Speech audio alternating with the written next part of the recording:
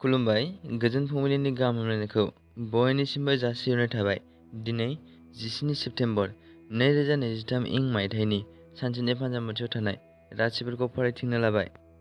मेष राशि मावनाय खामानियाव हेंथा होजागोन, दाय गैयैयाव बयजोंबो सोंखारि जागोन, मेगन गोसा सुबुङा जोबनाय नङा। वृष राशि जेंना फैगोन, सोमोन्दोआ गावस्रागोन, दुखुजों गोसोआ बायफ्लेगोन। मिथुन राशि दाय मावनायनि साजा मोनगोन, सिगाङाव मावबोनाय गोरोन्थिफोरखौ साननानै उनदाहा खालामनांगोन, गोजोन गैयै सान। कर्कट राशि नाजानाया जाफुंसार जागोन, थांखियाव सौहैनो हागोन, जिउआव दावगानो हागोन। सिंह राशि रां खरसा जासोगोन, मुवा बायनायाव सांग्रां जानाया मोजां, जेंनाजों भुगिनांगोन। कन्या राशि गोजाम बेमारफोरा जोबस्रांगोन, गोसोनि साननाय बायदि लामा दावबायनो हागोन, मोजां सान।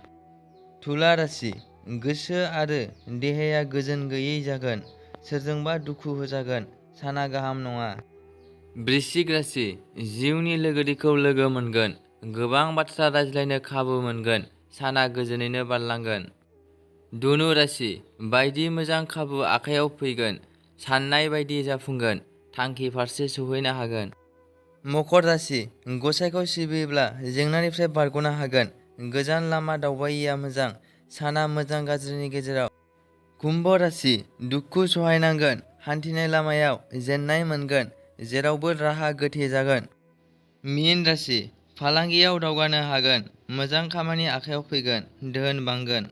दिनैनि राशि फरायथिंनाया एसेनोसै। बेजों लोगोसेयैनो बुहुमनि साफ्रोमबो सुबुंफोरनि थाखाय दिनैनि साना गाहामैनो बारलांनो थाखाय आनान गसाइनाव आरज गाबनाय थाबाय। गोजोन्थों।